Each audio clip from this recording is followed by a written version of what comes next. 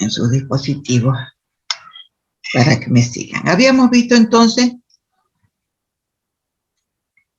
que la propiedad horizontal era la conjunción de los dos tipos de propiedad.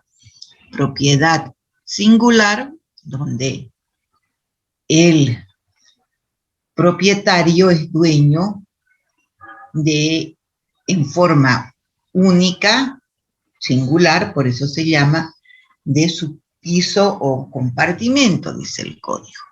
Y es copropietario del suelo y de las partes comunes. Entonces, la copropiedad, ¿no?, y la propiedad singular se unen en la propiedad horizontal. Habíamos visto el por qué, ¿no?, debe ser construido sobre, quiero decir, en un terreno con materiales que sean incombustibles, que sean ignífugos y que, además de las reglas del arte, ¿no?, de las reglas de la técnica. Después el ejercicio del derecho de propiedad, habíamos visto el uso del piso compartimiento, cuáles eran las partes comunes, habíamos visto el derecho de los copropietarios, que tiene los derechos igual como con cualquier propiedad singular, ¿no?, el derecho a venderlo, alquilarlo, ¿no?, todos los que dice las partes anteriores.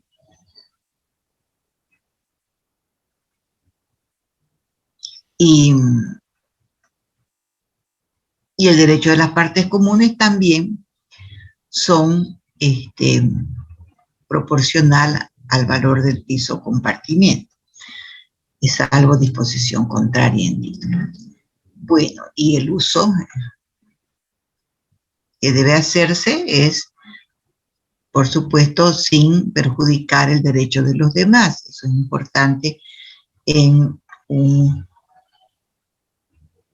copropiedad, quiero decir una propiedad horizontal, porque no nos olvidemos que no vivimos solos, ¿no?, vivimos con mucha otra gente que tiene los mismos derechos que nosotros. Tienen los mismos derechos, entonces cuando tenemos derechos tenemos obligaciones.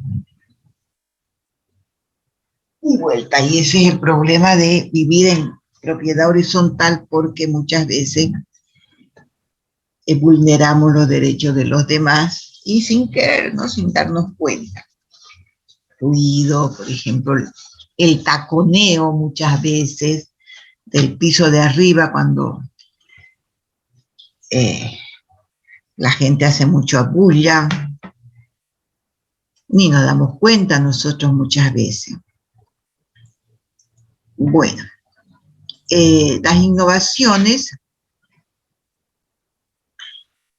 ¿dónde nos quedamos? ¿Me pueden decir? Eso es lo que yo estoy leyendo porque no recuerdo dónde nos quedamos. Arquitecta, dijo que teníamos que leer el artículo 188, nos había dicho. Sí, pero ese es un artículo que tienen que leer. 188. Sí, ahí creo que ahí eso tenía que avanzar hoy día, creo. Ah, ya, desde ahí para además, porque es uno solo. No, lo que les...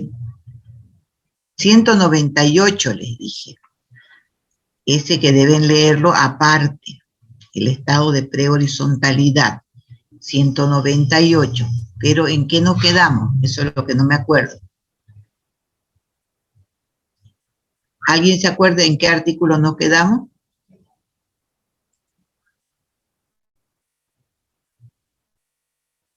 ¿Alguien se acuerda?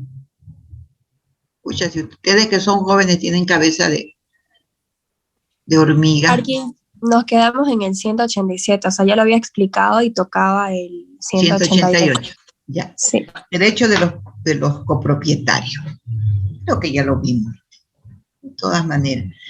El derecho de cada copropietario sobre las partes señaladas decía que es proporcional, es decir, el derecho de los copropietarios sobre las partes comunes, en todo caso, porque el artículo anterior sobre todas las partes comunes, el suelo, los cimientos, bla, bla, bla, es proporcional al valor del piso compartimiento, que le pertenece salvo disposición contraria en título. Cada copropietario puede usar las partes comunes conforme a su destino, pero sin perjudicar el derecho de los demás. E inciso 3, el copropietario no puede, ni renunciando a su derecho sobre las partes comunes, sustraerse a contribuir a los gastos de conservación. Estos tres incisos se refieren más que todo sobre las partes comunes.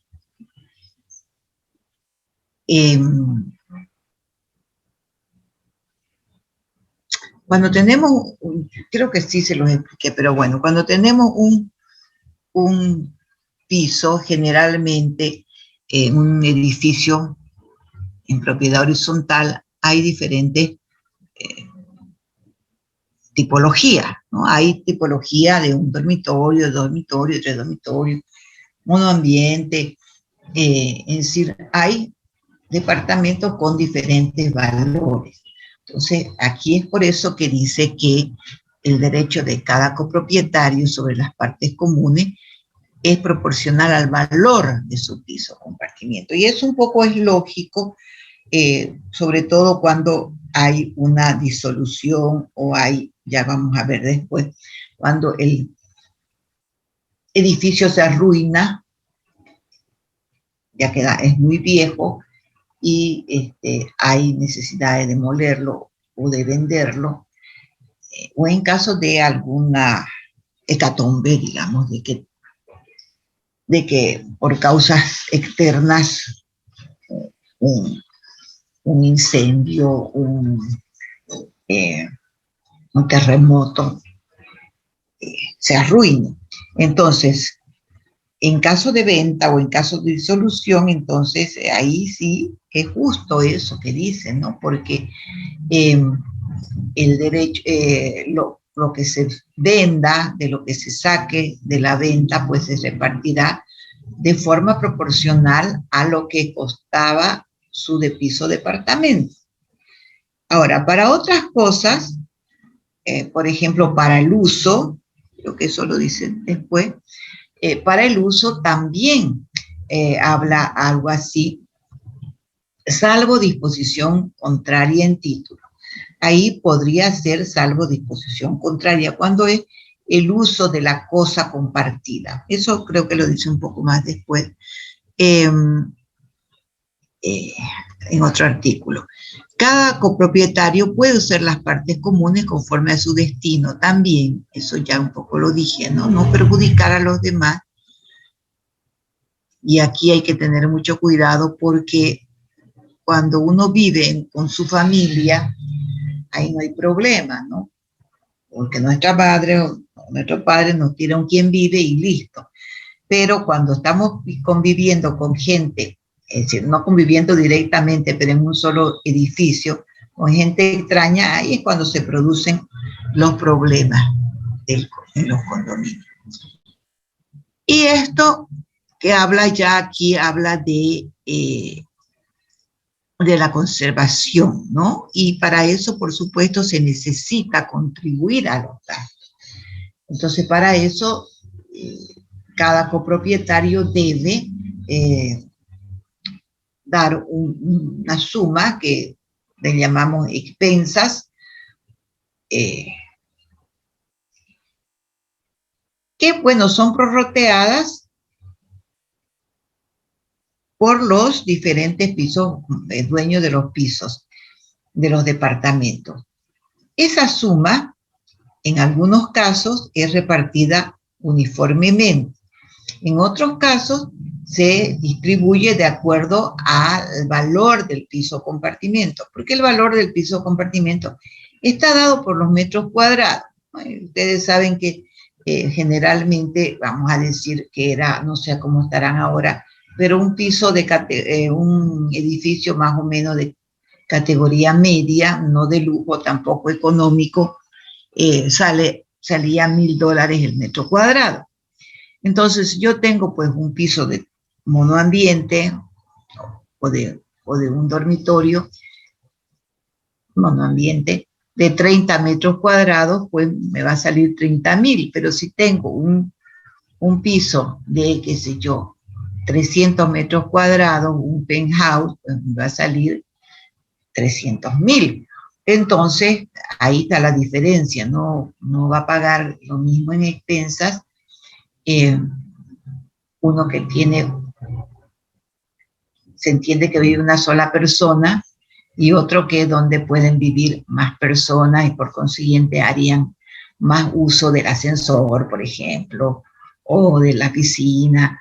Entonces, eso es lo que dice ahí, ¿no? Pero también después habla de salvo disposición contraria en título. En este caso, lo que dice acá es que no puede renunciar a su derecho de los gastos de conservación, ni aún no puede de ninguna manera, ni aunque diga que no los usa. Puede decir, yo vivo en planta baja y no uso el ascensor, por cuanto no tengo por qué pagar. Yo renuncio al uso del ascensor. No puede, ¿no? Porque hay otros gastos, como, por ejemplo, el pago al administrador, como servicios comunes. Entonces no puede, ni renunciando, sustraerse a contribuir a los gastos de conservación. En el artículo 189 hablamos de las innovaciones. Los copropietarios con la mayoría prevista en el artículo 197, esto es 2/3, ¿no?, pueden disponer las innovaciones dirigidas al mejoramiento de las cosas comunes. Sin embargo, cuando la innovación tiene carácter voluntaria o es muy gravosa, se necesita el acuerdo unánime. Siempre hay mejoramiento en un edificio, ¿no? Siempre hay que hacer cosas.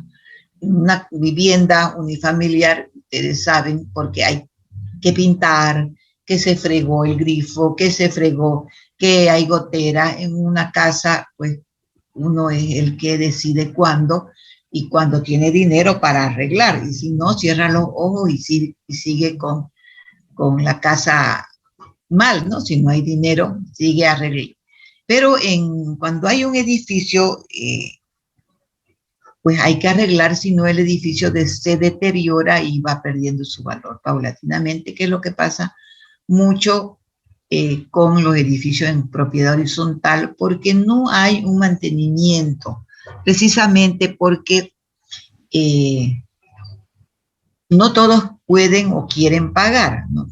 Y eso es lo que estamos viendo mucho cuando ustedes, no sé si han ido a un edificio o a una urbanización cerrada que se maneja un poco con esta normativa, pese a que es otro tipo, pero como no existe dentro del Código Civil la tipología urbanizaciones cerradas, porque es relativamente nueva en Bolivia y en Santa Cruz a partir del 1995, entonces se ajusta un poco a estas disposiciones del Código Civil, y ustedes han visto entonces que ponen en la puerta o en el ascensor, ponen, ¿no?, deudores morosos, porque la gente no paga muchas veces porque no tiene, obviamente, porque se olvida uno que al vivir en propiedad horizontal tiene que pagar, desgraciadamente, y se mete uno a vivir y después no tiene dinero para pagar mes a mes. Entonces hay innovaciones que hay que hacer, y esas innovaciones, como digo, innovaciones, mejoramiento, se acuerdan con las 2/3 partes de la Junta de Copropietarios. Si es muy gravosa, pues tiene que ser con la mayoría absoluta, precisamente por lo que les decía, ¿no? Porque la gente obviamente no tiene dinero, mucha, y no se puede obligar a algo que no es necesario, ¿no? O que tiene carácter voluntario. Se necesita el acuerdo unánime. Ningún propietario puede realizar en su piso o compartimento innovación alguna que ponga en peligro la seguridad del edificio, altere su arquitectura o afecte los servicios comunes. Eso también creo que ya lo mencioné,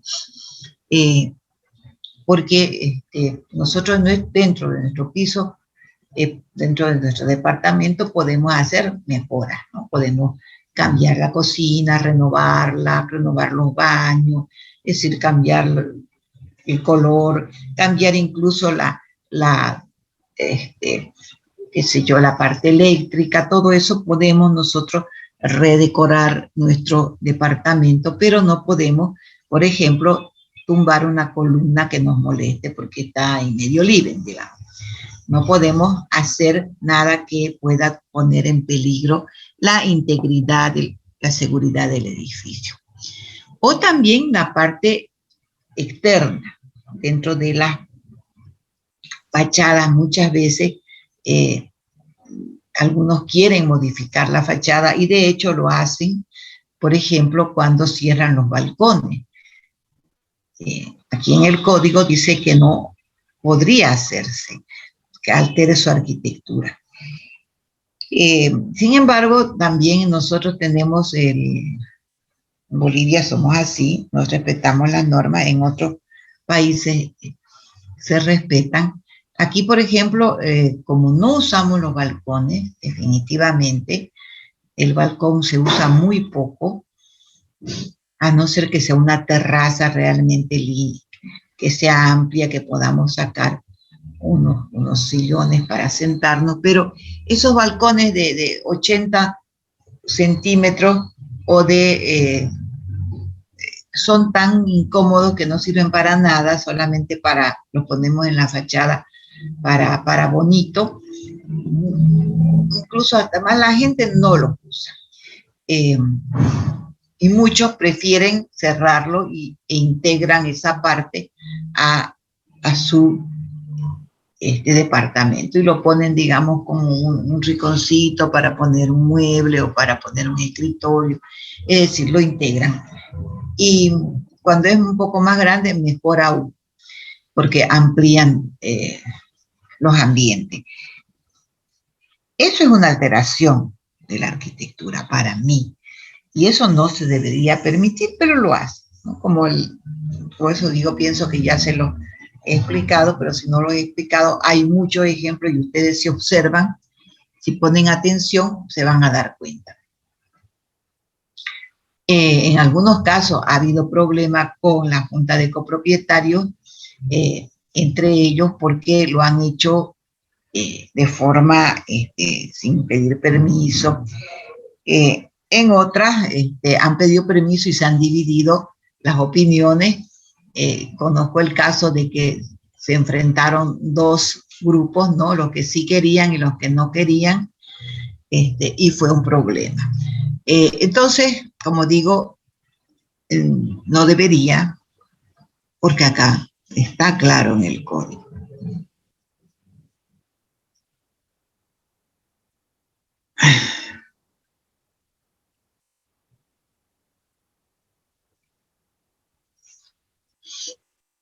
División forzosa, artículo 190. Son de división forzosa las partes comunes del edificio.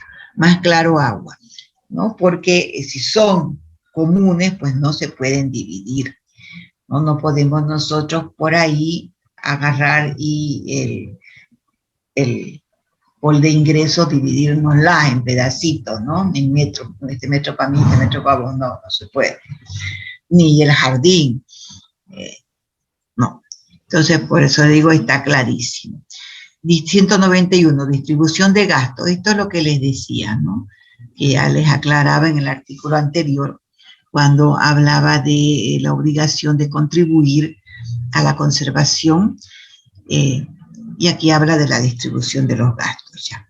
Los gastos necesarios para la conservación y gozo de las partes comunes y para el pago de los servicios en interés común deben ser cubiertos por los copropietarios en proporción al valor de cada propiedad, salvo disposición contraria en título. Lo que les decía, ¿no? Del valor de cada departamento.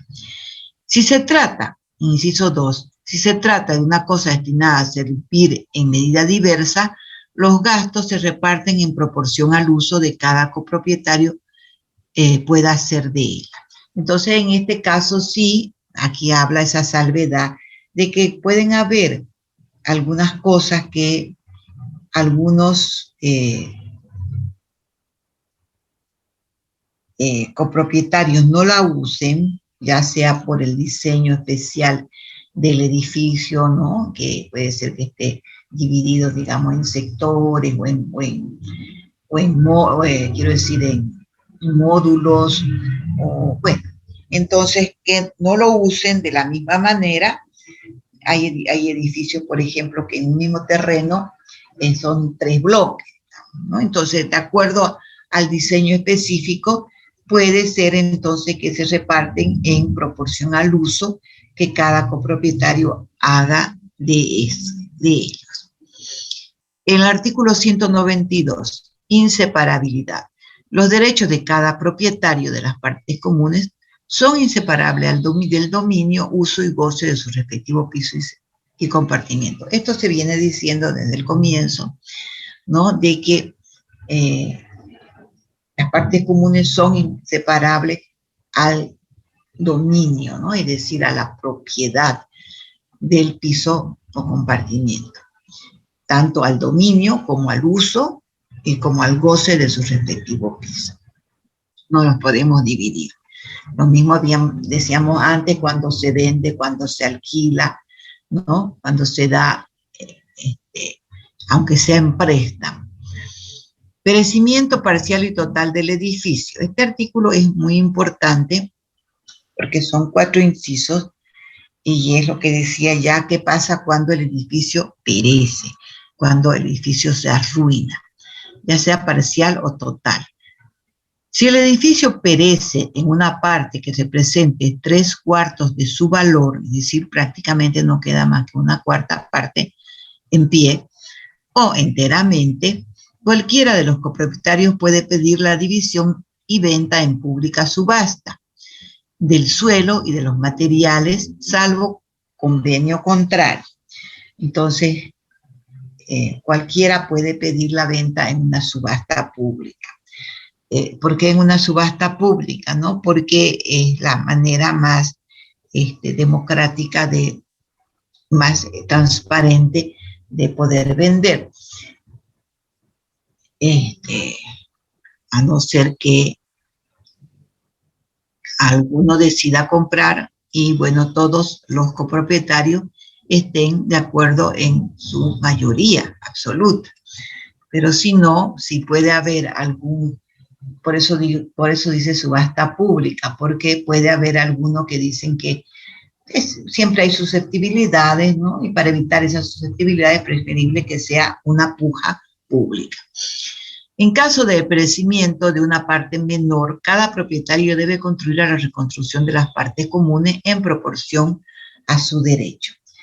Se entiende que el piso o departamento pues lo reconstruirá el propietario, pero las partes comunes tendrán que aportar cada uno en proporción a su derecho, lo que habíamos visto hace un rato con el ejemplo que les di del valor. Y este inciso, este parágrafo 3, es muy importante porque implícitamente habla de un seguro, aunque en ninguna parte de este código lo diga de manera literal, de manera expedita. No, aquí dice, la indemnización pagada por el seguro en relación a las partes comunes debe aplicarse a la reconstrucción de ella. En la ley de propiedad horizontal del año 49 de Mamer Turrilagoitia lo dice expresamente. Aquí, en este código, no la pusieron la ley de manera literal, ¿no? Sino que tomaron muchos artículos y otros lo obviaron o lo pusieron así. Por eso es que esa ley no está derogada, ¿no? No ha sido derogada y sí es complementaria al Código Civil. Entonces, la indemnización, se entiende entonces que con este artículo nosotros entendemos que debería o debe tomarse un seguro para las partes comunes. Mejor si se toma un seguro para todo el edificio, pero generalmente para las partes comunes, y ya cada propietario pues hace su seguro para su piso departamento. Porque puede haber incendio, como dije, puede haber, yo les recordaba al otro grupo esa bomba que explotó, ese atentado que hubo al comando de la policía.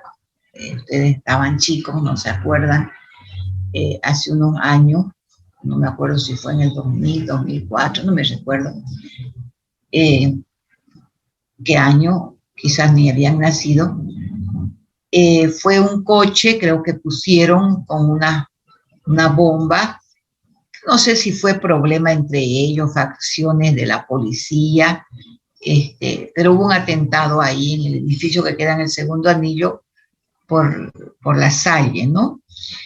Y la explosión, por supuesto, causó daños materiales. No sé si también hubieron daños personales sea algunos de la gente que pasaba por ahí o de los policías, no me recuerdo, creo que sí. Pero a lo que vamos en este caso del ejemplo es que no solamente dañó al edificio de la policía, sino también a la onda expansiva de la explosión, reventó los vidrios de los edificios aledaños. En esa época, estamos hablando de hace varios años atrás, no habían tanto, pero sí estaba el Hotel Cortés, estaba el otro edificio que queda sobre la Libertad y Segundo Anillo, ese alto color blanco, se me olvidó el nombre, se me fue el nombre, no me acuerdo, Castillo Blanco, no sé cómo se llama. Bueno, ya me olvido de los nombres de las cosas. Entonces, ahí, por ejemplo, si hubiesen, no sé si tenían seguro o no, eso no me consta, pero se salva a la gente de pagar, de poner todos los vidrios, porque ya el seguro se los va a cubrir. No nos olvidemos que la fachada es parte común. Entonces, no, en este caso, por eso es importante tomar un seguro. Siempre. No solamente para la reconstrucción en caso de ruina total, pero ruina parcial, por supuesto. El copropietario que no quiera participar en la reconstrucción del edificio está obligado a ceder a los otros copropietarios sus derechos, tanto de las partes comunes como sobre su piso o compartimento. ¿Ya? Qué grave parece esto, ¿no? Está obligado a ceder a los otros copropietarios sus derechos, tanto sobre las partes comunes como su piso o compartimento. No, sí, está obligado, pero no a título gratuito. No es acceder así a título gratuito como pareciera cuando uno lo lee, según estimación pericial. Cuando uno lee esto ya se aclara que es de acuerdo al valor que tenga en ese momento el piso compartimiento. Es decir, que los otros copropietarios van a tener que pagar el valor residual que tenga, ¿no? Si está arruinado, estamos diciendo de un edificio que está para reconstrucción, entonces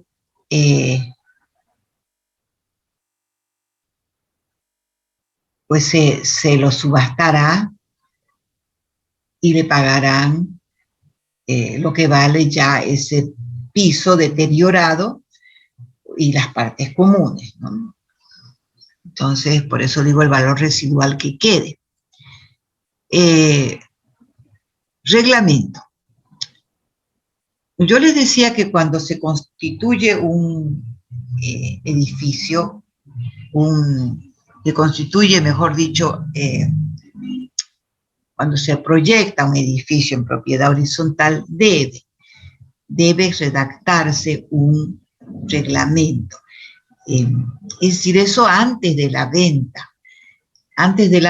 para que la gente que compra ya esté enterada de cómo se va a manejar ese edificio. Ese reglamento se puede modificar posteriormente, o se puede modificar las veces que la Junta de Copropietarios lo necesite o lo quiera, pero siempre debe redactarse un reglamento. Entonces, ¿por qué? Al constituirse la copropiedad debe redactarse un reglamento que establezca las normas relativas al uso de las cosas comunes. Es decir, por ejemplo, hay edificios de que no aceptan mascotas. Entonces, si dicen que no se van a aceptar mascotas, pues si yo tengo mis perritos y tengo mis gatitos, etcétera, y son mi familia, porque así mucha gente considera a sus mascotas su familia, pues entonces no se va a ir a vivir ahí, si no lo van a dejar meter a sus mascotas, ¿verdad? Entonces, deben tenerse las cosas claras al momento de la venta. Los derechos, las obligaciones de los copropietarios y a las reglas de su administración. Esto es lo que debería tener un reglamento, ¿no? Relativas al uso de las cosas comunes, a los derechos, a las obligaciones y las reglas de la administración. Dicho reglamento puede modificarse, como ya dije, por resolución de la Asamblea en forma establecida por el artículo 197. Solo vamos a ver el artículo 197.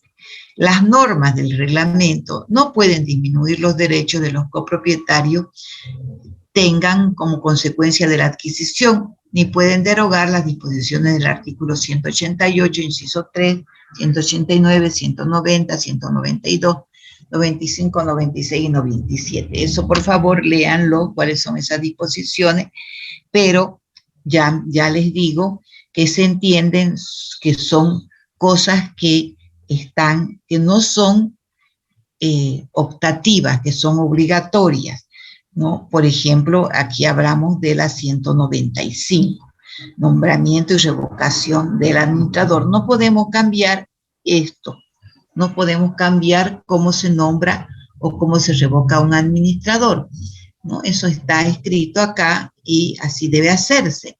Es decir, por más que la Junta de Copropietarios digan, lo nombro a dedo, no, a dedo no puede ser, tiene que ser como lo indica acá. Lo mismo con los derechos y obligaciones. Un reglamento no nos puede coartar un derecho que nos da una ley, que nos da un código. Entonces, el reglamento debe ser compatible, todo reglamento, no solamente este reglamento de propiedad horizontal, todo reglamento,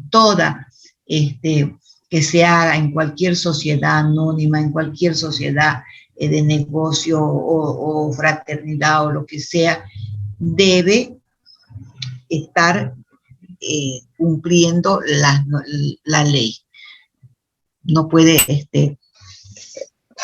un reglamento no incapacita una ley, no puede estar por arriba de una ley. Entonces aquí tenemos derechos y obligaciones que no pueden ser disminuidos por ningún reglamento. Lo que habíamos visto en el artículo 188, 189 del uso y esas cosas. Luego, el reglamento y sus modificaciones deben ser elevados a escritura pública. Todo reglamento, para que tenga vigencia, aquí mejor dicho, que vigencia tienen igual, ¿no? Pero para que sea un instrumento legal, no podemos, y podamos, por ejemplo, usarlos para juicio, debe ser una escritura pública, es decir, a través de un notario. El nombramiento o revocación del administrador. Dijimos que en un edificio en propiedad horizontal es necesario que tenga un administrador. ¿Por qué? Ahí vamos a verlas en las atribuciones del administrador. Porque cuando yo vivo en mi casa manda mi madre, mi padre o lo que sea. Pero cuando vivo en un departamento, en un edificio que tenga 20, 30, 50, 100 departamentos, pues debe haber en primer lugar, un directorio. Y en segundo lugar, ese directorio no puede no puede tomar las funciones de administración, porque cada persona tiene que trabajar y tiene que, no puede estar haciendo las veces de empleado, ¿no? Entonces es necesario que se nombre un administrador. Muchas veces se nombra al administrador dentro de los propietarios. Siempre he visto de que hay alguno que esté sin oficio ahí o que no trabaje y lo nombran de administrador. Eso es contraproducente, ¿no? Eso es contraproducente para la salud del condominio, ¿no? Porque el administrador es el que se encarga, pues, de cobrar las expensas. El administrador es el que se encarga de contratar personal, de limpieza, albañiles, en caso de que se necesite alguna reparación. Entonces, debe ser, en primer lugar, una persona al que se le pague. Y cuando es una persona del propietario, pues entonces es contra el que se le van a estrellar los otros copropietarios si no está cumpliendo bien sus funciones. Entonces, ¿para qué hacerse mala sangre si es copropietario y a la vez es empleado, ¿no? Entonces, son dos funciones que son un poco incompatibles, ¿no? Pero sucede y es por eso que hay muchas veces problemas en los condominios. Entonces, porque como dijimos, bueno, en primer lugar, en el artículo 195 habla de que la asamblea, con el voto que represente 2/3 del valor del edificio, nombra un administrador. Si ella no provee la designación, es decir, si no se puede nombrar por votación, se tiene que hacer por la autoridad judicial, es decir, un juez que nombre a solicitud de uno o más de los copropietarios. El administrador dura 1 año, puede ser reelegido, puede ser revocado en cualquier momento por la asamblea. El artículo 196, atribuciones de un administrador. Un poco ya mencioné, pero vamos a hacerlo de manera ordenada, como dice acá. El administrador debe ejecutar los acuerdos de la asamblea, cumplir y hacer cumplir el reglamento, regular el uso de las cosas comunes, asegurando el mayor goce a los copropietarios. Imagínense que el administrador regula el uso, por ejemplo, de la piscina. Y no están de acuerdo los copropietarios. Ahí, por ejemplo, si es un copropietario, ese es el malo de la película. Entonces, es mejor que sea una persona externa, un empleado. Ahora hay empresas que administran condominios, ¿no? Que ya tienen, que saben y se contratan empleados, ¿no? Hay empresas así. Cobrar las contribuciones Imagínense que yo esté como propietaria y administradora a la vez persiguiendo a todos los deudores morosos. Me van a odiar esos deudores morosos. Hacer los gastos necesarios ya sea para la conservación, para el goce de las partes comunes y además, por supuesto, rendir cuentas de todo lo que ha gastado. Por las atribuciones señaladas, por los poderes que le confieren el reglamento de copropiedad y la asamblea, el administrador tiene la representación de los copropietarios y puede accionar contra ellos o contra terceros. Es decir, se le da un poder, la asamblea le da un poder al administrador para que actúe en representación de ellos. Es decir, que si tiene, por ejemplo, que demandar en juicio a terceras personas, ya sea por incumplimiento de contrato o por lo que sea, lo tiene que hacer. Y si tiene que demandar a los mismos copropietarios por incumplimiento, por ejemplo, o por algo que no esté de acuerdo al reglamento, también lo tiene que hacer. Por eso digo, a veces las funciones del administrador, si quiere hacer las cosas bien, son un poco, si quiere hacer las cosas bien, pues va a tener que toparse con muchos de los copropietarios, enfrentarse. El administrador puede ser demandado también en juicio por cualquier hecho concerniente a las partes comunes del edificio. Entonces también sucede que el administrador, por ejemplo, si hace una malversación de fondos también puede ser demandado. El artículo 197 de la Asamblea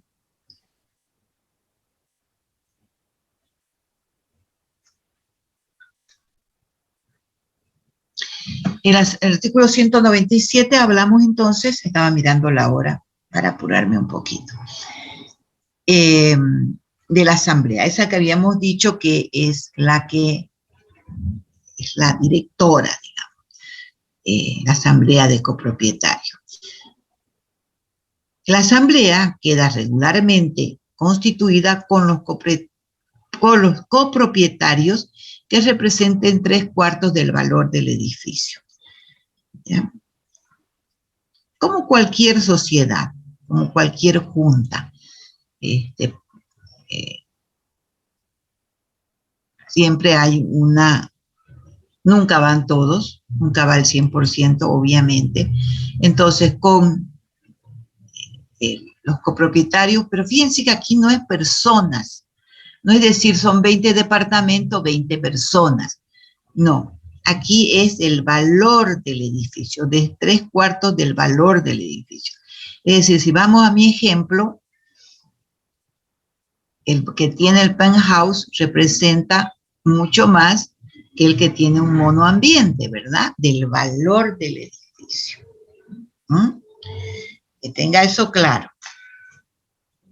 Es como pasa, como por ejemplo, en los bancos, en los accionistas de los bancos, ¿no? Por ejemplo, siempre hay grandes accionistas, ¿no? En el banco, qué sé yo, Mercantil Santa Cruz, por ejemplo, cuando era Banco Santa Cruz, me queda más claro, cuando era Banco Santa Cruz, por ejemplo, cada año se ofrecen acciones y la gente compra acciones, el que quiera comprar, el que no quiera comprar simplemente es un usuario y simplemente tiene su cuenta, ¿no? Y va y deposita y ahí ahorra, ese simplemente es un usuario, pero también hay accionistas y también se ponen a esas acciones a la venta. Y entonces,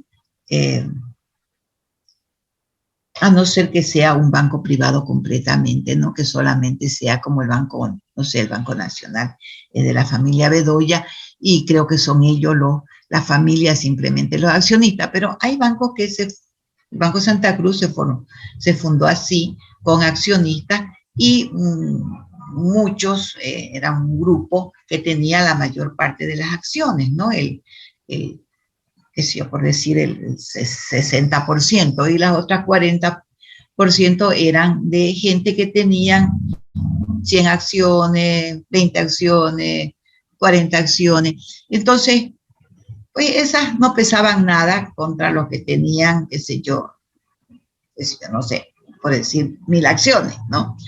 Entonces, pasa lo mismo aquí. Va de acuerdo al valor del edificio. Como les decía, en una sociedad es las acciones son las que cuentan. Bueno, entonces con las 3/4 del valor del edificio se constituye la asamblea y los acuerdos de la asamblea deben ser adoptados por el número de votos que represente al menos 2/3 del valor que tenga el edificio. Entonces, 2/3 del valor que tenga el edificio. Y obligan a los que disienten.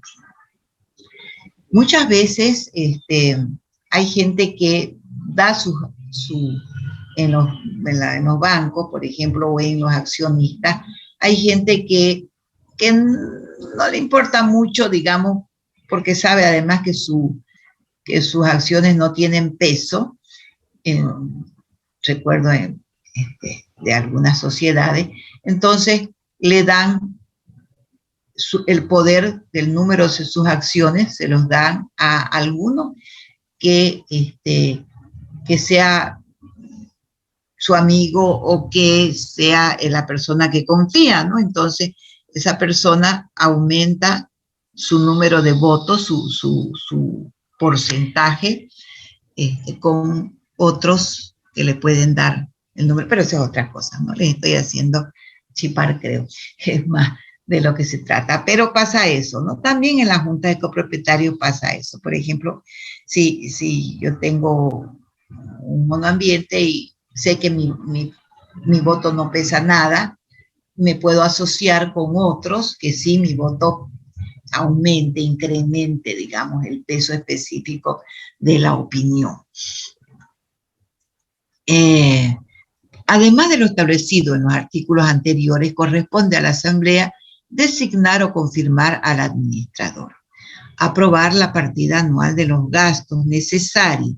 Eso es, la partida anual de los gastos necesarios, lo que llamamos el plan anual operativo, ¿no? ¿Qué se va a hacer? ¿Qué se va a arreglar? ¿Cuáles son los gastos que se hacen? Los gastos fijos.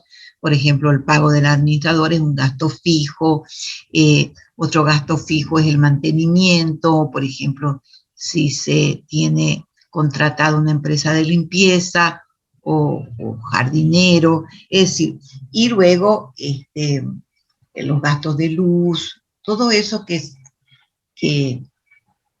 el plan, digamos, la partida de gastos, y también dejar, por ejemplo, para gastos extraordinarios. Entonces, todo eso se aprueba por la asamblea. ¿Y cómo se va a repartir entre los copropietarios? Aprobar la rendición de cuentas del administrador y, en general, proveer a los asuntos de interés común que no se encuentran dentro de las atribuciones del administrador.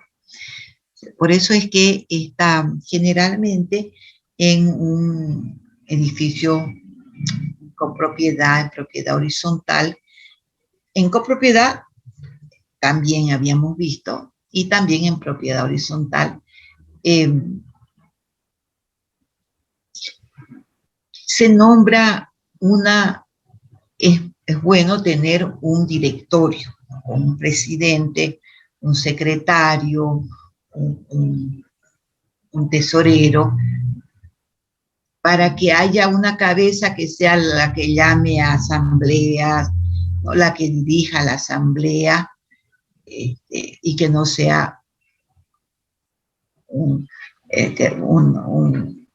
que todo el mundo hable, que sea cualquier cosa eso, ¿no? Entonces sí es necesario que tengan, además del administrador, un directorio. que generalmente es lo que se hace. Y eso también se pone en el reglamento, ¿no? Cómo va a ser el directorio, es decir, cómo se va a manejar esa asamblea. Eso es lo que les decía yo acá. Artículo 198, estado de prehorizontalidad. Este fue el artículo, no el 188 que les dije que lean, ¿ya? No sé si les dije a ustedes o se los dije al otro grupo, sí, segurísimo que se los dije, porque con el otro grupo tengo más tiempo, porque me puedo extender hasta la hora que sea, ya que es en la noche y no tengo otra clase después. Entonces siempre tengo más tiempo. Además que estoy más despierta y me acuerdo todo lo que no les dije a ustedes, me acuerdo que tengo que decirle a ellos. Entonces, sí o sí, es mejor mi clase de la noche. Ni modo. Yo misma me doy cuenta y después digo, ¿por qué tan estúpida me puse en la mañana y acá? Bueno, ya les dije yo a ustedes que yo soy ave nocturna. Yo a partir de las 6 de la tarde revivo. Bueno, si no les dije, de todas maneras, se los voy a explicar. Lo voy a leer y luego se los voy a explicar, porque su lectura es lo que es difícil de entender.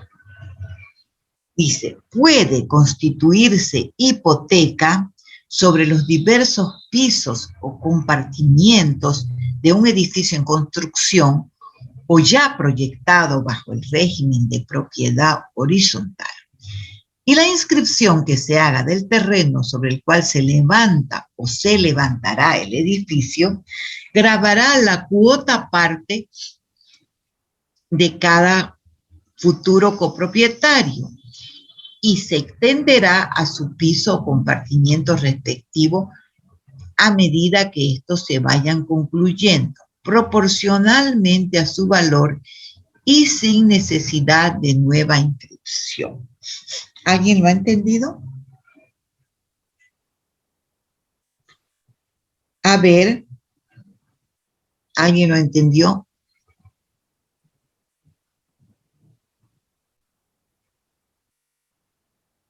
No puede ser que nadie que me hayan dejado solita hablando. ¿Me dejaron solita? Voy a tomar lista de nuevo.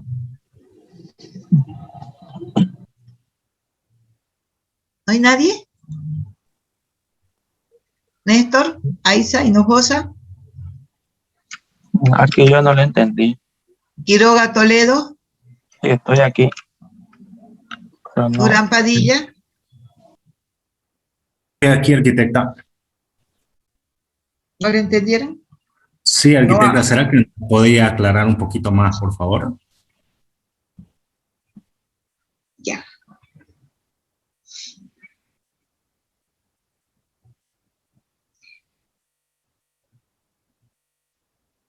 Este artículo está mejor definitivamente, por eso les dije que lean, por favor, van a leer la ley de Mamerto Urrilagoitia, ¿ya? Léanlo. ¿Qué pasa con este artículo? Este artículo nos da pie, es un artículo muy importante porque nos da pie para poder hipotecar antes aún de entregar el edificio, el departamento. Muy pocas personas tienen en primer lugar, el fondeo suficiente para hacer un edificio de varios millones de dólares, porque ustedes saben que un edificio en propiedad horizontal cuesta hacer. Y en segundo lugar, al venderlo también muy poca gente lo puede comprar contante y sonante. Entonces, ¿qué pasa acá? Que si se puede constituir hipoteca, si se puede hipotecar los diversos pisos, es decir, no el terreno, porque el terreno está físico. Cuando queremos construir nuestra casa y no tenemos dinero, por ejemplo, y vamos a un banco, hipotecamos el terreno, ¿no? sacamos un préstamo para construcción y ponemos en garantía nuestro terreno. Pero ¿qué pasa pues acá cuando el terreno no va a cubrir ni la 20ª parte de lo que cuesta todo el edificio, ¿no? Porque son muchos los pisos y el terreno pues solamente uno, no nos olvidemos eso. Entonces, se puede constituir hipoteca no solamente sobre el terreno, sino sobre cada piso o compartimento, dice, de un edificio en construcción o ya proyectado. Fíjense, antes que esté en construcción o proyectado bajo el régimen de propiedad horizontal. Y esa hipoteca, esa inscripción, porque no se olviden que la hipoteca se inscribe como un derecho real en la Oficina de Derechos Reales, se inscribe en la inscripción de propiedad. Esa inscripción que se haga del terreno sobre el cual se levantará el edificio, gravará a cada futuro copropietario. Es decir, cuando uno compra, ya tiene un gravamen, ya tiene una hipoteca sobre el departamento. Y se extenderá a su piso o compartimiento respectivo a medida que se vayan construyendo, proporcional a su valor y sin necesidad de nueva inscripción. Es decir, que no tengo necesidad de estar inscribiendo cada piso a medida que lo voy construyendo o a medida que se va comprando. Ya está hipotecado. Eso da pie a que se pueda construir con dineros prestados mucho mayor de lo que podría costar, como dije, un terreno, sino de lo que realmente costaría el edificio, porque estamos hablando, por ejemplo, si tiene 10 pisos y, por ejemplo, si tiene 20 departamentos, estamos hablando del valor de 20 unidades. ¿Me entienden, no? Entonces, cuando uno compra, ya le viene la hipoteca. Si uno lo paga al banco, o lo paga a la empresa, muchas veces son las empresas constructoras también los que pueden dar ese préstamo, pero generalmente están avalados por el banco. Si uno lo paga, bueno, eso se deshipoteca, entonces se desgrava en derechos reales, se desgrava el piso de uno, pero no el de el que no ha pagado, ¿sí? Entonces, esta es una medida, como les digo, que es importante y que es de la que se hace uso cuando se quiere construir en propiedad horizontal y no se tienen los fondos, ¿no?, para construirlo en general. Porque, por ejemplo, si hay personas que tienen, digamos, los fondos, vamos a decir, empresas que son muy, muy solventes y que tienen la capacidad para construir sin necesidad de préstamo bancario, entonces pues ahí no hay necesidad de este estado de prehorizontalidad, porque directamente la empresa lo construye con su plata y vende. Y si yo no tengo plata para comprarlos como comprador, ya yo hipoteco únicamente mi piso. Entonces eso no es estado de prehorizontalidad, eso simplemente es un préstamo bancario que se hace con cualquiera, ¿no? Como para comprar un auto, como para comprar una casa, que simplemente se hace el préstamo bancario y se hipoteca el bien que uno tiene, ya sea inmueble o mueble. En este caso es cuando no existe, cuando el edificio está en el aire, se está construyendo o está todavía proyectado. ¿Ahora me entienden? ¿Me entienden o no lo entienden? Sí, arquitecta. Bien, entonces, muy importante para el que es constructor, para el que quiera hacer uso de este artículo. El artículo 199 es importante también porque no hay... es importante incluso para el estado de prehorizontalidad, ¿ya? Porque le da la seguridad a derechos reales, además de que, de que se está construyendo algo que es real. La inscripción,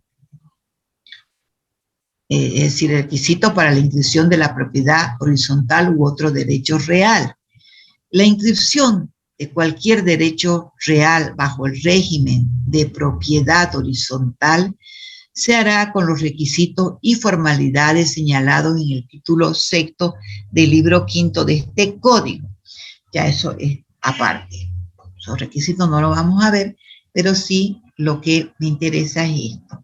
Deben acompañarse un plano del edificio en donde esté el piso o compartimiento, el cual se archivará y guardará en la oficina de registro de derechos reales. Entonces, es importante porque el proyecto que se apruebe en la alcaldía es el que debe estar, se debe presentar a la oficina de derechos reales, ¿no? Y se archivará, dice, guardará en el registro de derechos reales. Porque cada propietario singular tiene que desglosarse de ese edificio, ¿no? Es decir, si yo voy e inscribo mi departamento que está en el 9º piso, departamento B, bueno, esa está la inscripción mía, de María Costa, ¿no? Y entonces si alguien viene e inscribe el departamento 9º A, bueno, haya la diferencia, ¿no? Entre el 9º A y el 9º B. Por eso es necesario que se archive y que cada copropietario, cada propietario singular vaya y registre el que le corresponde a él y no haya duplicación si es que no existe un plano donde verificar que efectivamente existe el departamento B, ¿no? O el departamento C, porque por ahí, si no hay plano, ¿cómo se puede garantizar de que exista 2 o 3 departamentos por piso, o 4 o 5? Entonces, es necesario acompañar el plano del edificio. Entonces, como la ubicación y colindancias del edificio construido o ya proyectado bajo el régimen de propiedad horizontal. El número y la ubicación que corresponda en el plano mencionado al piso y compartimiento o compartimientos cuya inscripción se pide. Entonces, como les digo, este plano es necesario. Ha habido mucho, la falta de ejercicio de esto ha ocasionado que en derechos reales haya confusión. Yo no sé, por eso digo la falta de conocimiento de las normas o la falta de manejo que hubo al comienzo cuando empezaron los edificios en propiedad horizontal, como les digo, cuando empezaron en el año 95 a construirse, cuando en propiedad horizontal, antes del Código de Urbanismo y Obra, no habían directamente edificios en propiedad horizontal antes del Código del 91. El Código del 91 ya se empiezan a proyectar algunos edificios y empiezan a surgir algunos problemas. Y eso fue incluso hasta no hace mucho, donde se inscribía la propiedad horizontal, se inscribía el edificio de 10 pisos, por ejemplo, y la constructora hacía 12 pisos. Lo digo así, con números exactos, no me lo estoy inventando, porque incluso le podría dar hasta el nombre del propietario, pero no voy a entrar en eso, porque no me interesa. Por ahí lo conocen ustedes y me hacen quedar mal a mí. Entonces prefiero no hablar mal para la gente. Pero sí, muchos han surgido esos casos, ¿no? De que, como siempre, cuando tenemos una casa, pues si nosotros construimos un cuarto más, un cuarto menos, siempre que esté en norma, ¿a quién perjudicamos? A nadie, ¿no? Simplemente le engañamos a la alcaldía porque no pagamos el valor de los metros cuadrados. Pero, al fin y al cabo, no engañamos a nadie. Pero cuando estamos construyendo un edificio en propiedad horizontal, ya estamos engañando. Estamos engañando a los que van a comprar, estamos engañando a la ciudad porque estamos con un número de pisos que no están de acuerdo a la zona, por ejemplo, que es lo que se hacía, por ejemplo, dicen basamento, 3 plantas de basamento, por ejemplo, y no, le meten 4 plantas de basamento. Por supuesto, esa 4ª planta no la aprueban porque presentan a la alcaldía, en esa época era plan regulador, solamente los 3 pisos, porque eran 3 pisos de basamento. Por consiguiente, se aprueba perfecto en norma, pero en construcción hacen el 4º. Entonces está también engañando a la ciudad, ¿no? A la urbanización. Y peor es cuando, digamos, es una torre que se incrementa el índice de aprovechamiento. Claro, el índice de aprovechamiento era 3, entonces, como el 3 no me daba más de 10 pisos, entonces yo le aumentaba 2 pisos más y eso me incrementaba el índice de aprovechamiento. Entonces, por eso había tanto engaño. Ahora se ha incrementado, ¿no?, el índice de aprovechamiento, se ha incrementado incluso el basamento en muchos sectores, porque la verdad es que era mucho lo que había, ese engaño, ¿no? Porque decían los constructores de que con la normativa esa que había, con el código del 91, con la ordenanza, mejor dicho, del 2004, 2010, no se ganaba tanto. Es decir, por ejemplo, los 3 de basamento necesitaba un 4 para que ya ese 4º piso era la ganancia del constructor. Bueno, entonces sacaron números y todo, y la verdad que esos incrementos se hizo más que por la parte urbana y de densificación, que también es por la densificación, obviamente, sino un poco porque la Cámara de la Construcción de Ingenieros y todo eso, la Sociedad de Ingenieros, la Cámara de la Construcción y los arquitectos constructores se impusieron. Y es por eso justamente que les decía que había mucho engaño. ¿Y qué pasaba? En ese edificio en particular que les estoy dando de ejemplo, construyeron 10 pisos, 12 pisos y estaban aprobados 10. Cuando vendieron el del número 11 y 12, en derechos reales no existía. No existía el piso 11 y 12. No le podían dar una inscripción de algo que no existía en papeles. Por consiguiente, no le pudieron dar no tenía papeles, esos 2 pisos quedaron volando. La gente lo compró, pero no podía tener los papeles. Entonces se les produjo una situación legal, porque no podían, por ejemplo, venderlo lo podían vender sin papeles, pero es la posesión solamente la que se vende, ¿no? Tenían un contrato con la empresa constructora que le vendían, pero no tenían sus títulos de propiedad inscritos en derechos reales. ¿Me entienden? Esa figura legal que se produjo al no haber una legalidad de la empresa constructora y en derechos reales, y la alcaldía también tenía mucha culpa porque al ver que estaban construyendo debieron paralizar, ¿no? Pero siempre pasa eso. Entonces, esta situación ya creo que las empresas constructoras ya se han hecho cargo porque tuvieron muchos problemas al comienzo. ¿Qué lo solucionaron? En algunos casos lo solucionaron porque se aumentó el índice de aprovechamiento, entonces pudieron legalizar con el código del 2000, incluso con la ordenanza del 2010 y ya el código del 2014, ya pudieron regularizar, porque se aumentó la altura de basamento, se aumentó el índice de aprovechamiento, por consiguiente, se aumentó el número de pisos, ¿no?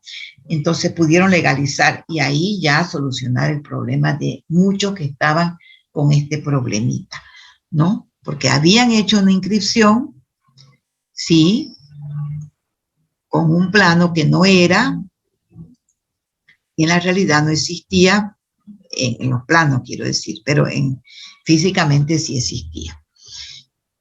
Y luego, este artículo 200 pues va a correlación del anterior, autorización municipal y reglamento.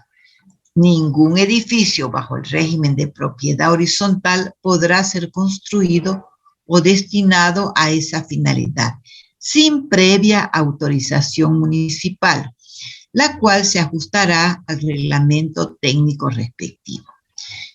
Entonces, fíjense que en el Código Civil no hay un artículo que dice que ninguna vivienda se podrá construir sin autorización municipal. No hay, ¿no? Pero sí hay de la propiedad horizontal. Porque obviamente el Código de Urbanismo y Obras ya lo dice, ¿no? Que toda construcción debe ser aprobada por la alcaldía, aunque sea un cambio de techo. Pero en el Código Civil específicamente habla de la propiedad horizontal. Y es porque hay este problema de la copropiedad, ¿no? De que son muchas las personas que son dueñas de un edificio. Entonces, sí o sí se necesita la autorización municipal. Y como les digo, nadie se anima a construir un edificio sin la autorización municipal.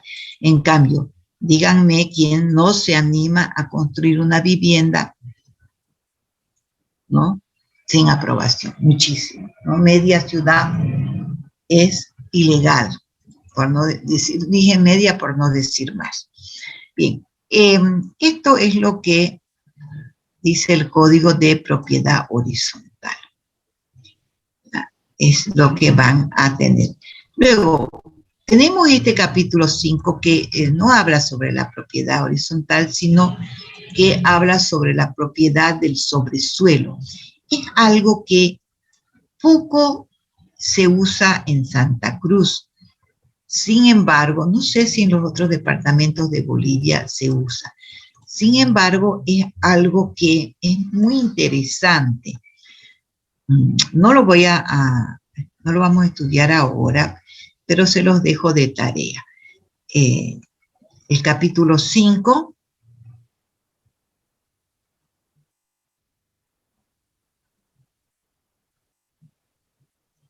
el capítulo 5. ¿Ya? Todo el capítulo 5, no el capítulo 6 porque ya es de la propiedad agraria y eso ya no nos interesa mucho. Además, la propiedad agraria tiene otras leyes, ¿no? Tiene otras leyes que están vigentes, la ley INRA, ¿no? Y demás. Que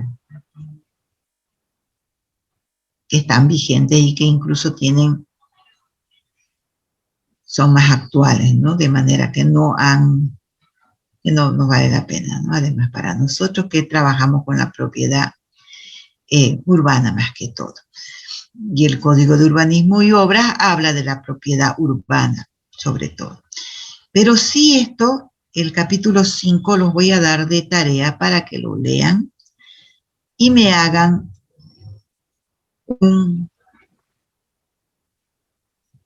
una interpretación de esto. ¿Ya? Eso va a ser un trabajo práctico, porque como no estamos haciendo trabajo práctico por esta falta de... Pero esto va a ser un trabajo práctico. Quiero que me hagan como un trabajo práctico el capítulo 5 de la propiedad del sobresuelo y de la propiedad separada del subsuelo. En síntesis, lo que habla acá es cómo se puede construir sobre un terreno que no es propio, sino que es de otra persona. Es el derecho, por eso, al sobresuelo y a la propiedad separada del subsuelo, ¿no? El derecho a construir, que se llama. Bien, hasta aquí entonces vamos a hacer hasta propiedad horizontal, vamos a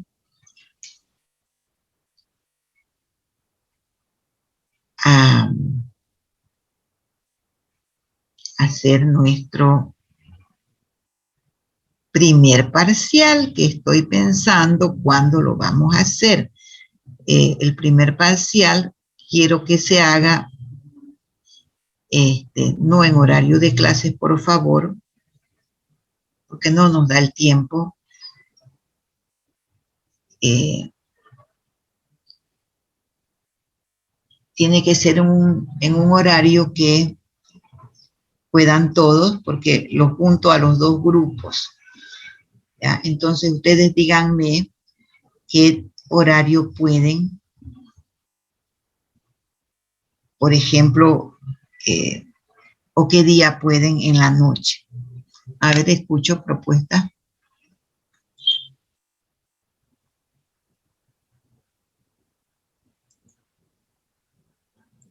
Porque yo tengo esta noche con el grupo, bueno, D, y ahí pues ya con la idea de ustedes o con la sugerencia de ustedes ya puedo compatibilizar con ellos. Entonces, ¿qué va a entrar en el parcial? Primer tema, derechos y obligaciones de la propiedad. No, primer tema, el que les pasé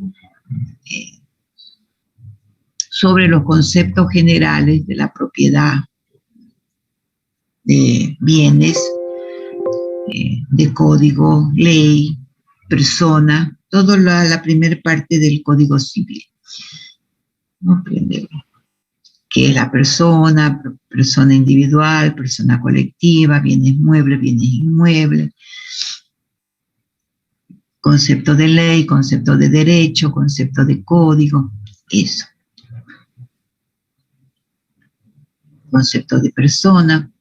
Segundo, derechos y obligaciones de la propiedad, desde el artículo 105, 111 hasta el 126 del Código Civil, ¿no? Todos los derechos y obligaciones de la propiedad, derecho al suelo, sobresuelo, derecho al tránsito, es decir, las obligaciones. Número 3, medianería. Lo que es medianería, lo que es muro medianero, lo que es muro propio. 4, servidumbres. Concepto de servidumbre, servidumbre de vista, de paso, etcétera. Cómo se constituyen las servidumbres, cómo se extinguen las servidumbres. Vamos por el 4, 5. Toca el 5. 5. Modos de adquirir la propiedad, ¿no? Los modos de adquirir la propiedad. Compra, herencia, accesión y usucapión. 6. Formas de la propiedad, que es esto que hemos visto ahora. Forma singular, copropiedad y propiedad horizontal. Entonces esos temas van a entrar en el parcial. Entonces, el parcial va a ser a través de un formulario Google, que yo se los voy a pasar en el momento del examen. Ustedes lo abren y lo llenan. Eso, bueno, ya eso lo vemos. No me pregunten sobre eso, porque eso ya le explico en el momento del examen. Lo que sí quiero que nos pongamos en un día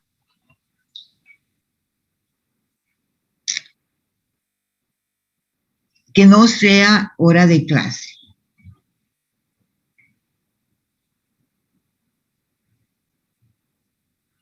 ¿Pueden ustedes en la noche?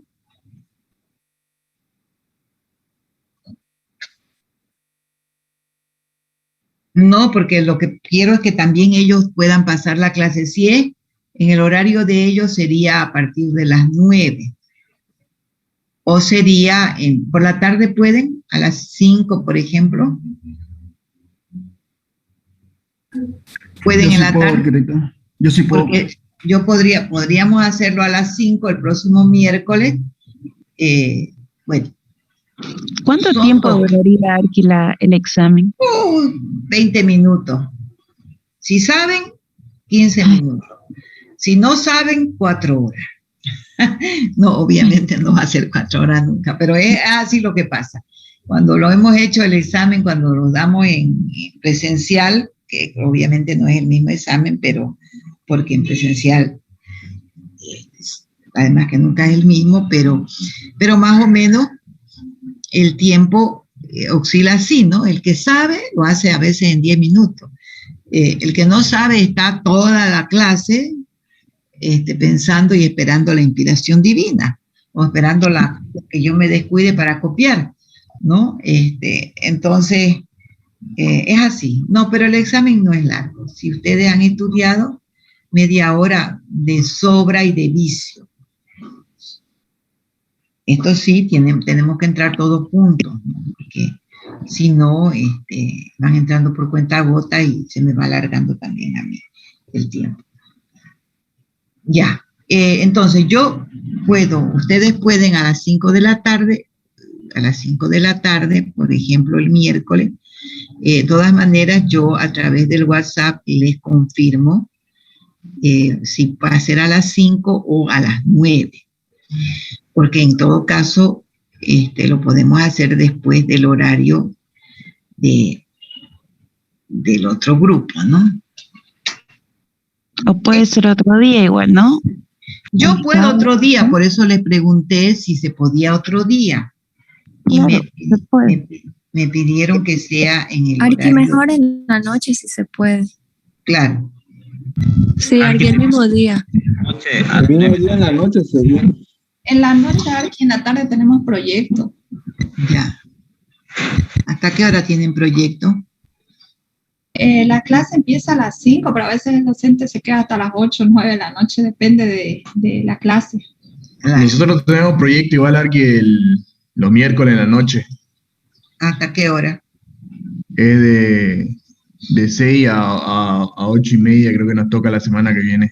Pero como vos sos un faltón. ¿Ah? ¿Sí o no? ¿Cómo vas a decir eso? ¿Cómo que vas a decir eso si te he tenido pues a vos? Así que sé bien que sos faltón. Bueno, ya, está bien. Además vas a decir presente y después te salí. No sos vos, ¿no? El que hace eso. Se los he demostrado a varios, de que dicen presente y después los llamo y no están, ¿no? No. O que les he dicho hasta luego, terminó la clase y están ahí, quedaron unos 4 colgados porque no se enteraron de que había terminado la clase porque se habían ido a cualquier lugar. Así que no me la charlen, ¿no? A mí. A las 9, Arqui, queda el pelo el miércoles. Como dicen los argentinos, a mamá mona con banana de plástico, dicen ellos, ¿no? Que no se la pueden hacer a los monos. A papá mono con banana de plástico, dicen. No, ya saben. Sí, sí pueden pedir permiso además, ¿no? Pueden pedir permiso al profesor, decir que tienen este examen parcial extraordinario con 15 minutos antes. salirse, ¿no? Sabemos que cómo son las cosas. Ya, entonces voy a confirmarles el horario porque tengo que coordinar con los del grupo de la noche. Esta noche les aviso. Ya, bueno, hasta luego, chicos. Ahora sí, váyanse. Hasta luego, Arqui, gracias. Voy a ver quién quedó. Voy a ver quién quedó colgado porque no estaba presente.